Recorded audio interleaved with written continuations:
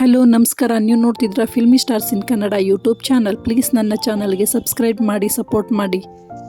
ಇಂದಿನ celebrity fire brand ಭಾಷಣಗಾರ್ತಿ ಎಂದೇ ಕರೆಯಲ್ಪಡುವಂಥ ಚೈತ್ರ ಕುಂದಾಪುರ್ ಇವರು ಮೂಲತಃ ಉಡುಪಿ ಜಿಲ್ಲೆಯ ಕುಂದಾಪುರ ತಾಲೂಕಿನವರು. ಫೈರ್ ಬ್ರ್ಯಾಂಡ್ ಭಾಷಣಗಾರ್ತಿ ಎಂದೇ ಕರೆಯಲ್ಪಡುವಂಥ ಚೈತ್ರ ಕುಂದಾಪುರ್ ತೆಕ್ಕಟ್ಟಿಯಲ್ಲಿ PUCಯನ್ನು ಪೂರ್ಣಗೊಳಿಸಿದರು. ನಂತರ ಕೊಣಜಿಯಲ್ಲಿ ಪದವಿಯನ್ನು ಪೂರ್ಣಗೊಳಿಸಿದರು. ಉಡುಪಿಯ ಸ್ಪಂದನ ಮತ್ತು ಮುಕ್ತ ನ್ಯೂಸ್ ಚಾನೆಲ್ನಲ್ಲಿ ಸುದ್ದಿವಾಹಿನಿಯಲ್ಲಿ ಕೆಲಸ ಮಾಡಿದ್ದರು.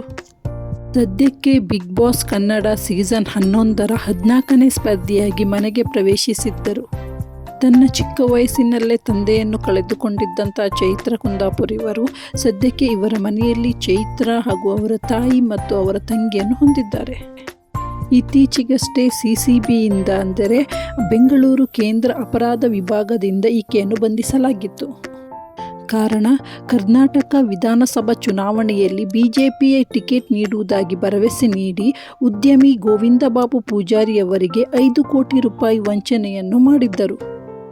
ಇದರ ವಿಚಾರಣೆ ಇನ್ನೂ ಚಾಲ್ತಿಯಲ್ಲಿದ್ದು, 2 ದಿನಗಳ ಹಿಂದೆಯಷ್ಟೇ ಚೈತ್ರ ಅವರು ಬಿಗ್ ಬಾಸ್ ಮನೆಯಿಂದ ಹೊರಬಂದು ಕೋರ್ಟ್ಗೆ ಹಾಜರಾಗಿ ಮತ್ತೆ ಬಿಗ್ ಬಾಸ್ ಮನೆಗೆ ಹಿಂತಿರುಗಿದ್ದರು. ಹಿಂದೂ ಮತ್ತು ಹಿಂದುತ್ವದ ಬಗ್ಗೆ ಪ್ರಚೋದನಕಾರಿ ಭಾಷಣ ಮಾಡಲು ಚೈತ್ರ ಕುಂದಾಪುರ್ ಎತ್ತಿನ ಕೈ ಎಂದು ಹೇಳಿದರೆ ತಪ್ಪಾಗಲಾರದು.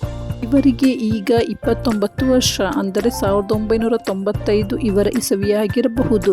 ತನಗೆ ಮದುವೆ ಫಿಕ್ಸ್ ಆಗಿದೆ ಎಂದು ಬಿಗ್ ಬಾಸ್ ಮನೆಯಲ್ಲಿ ಅವರೇ ಹೇಳಿಕೊಂಡಿದ್ದರು.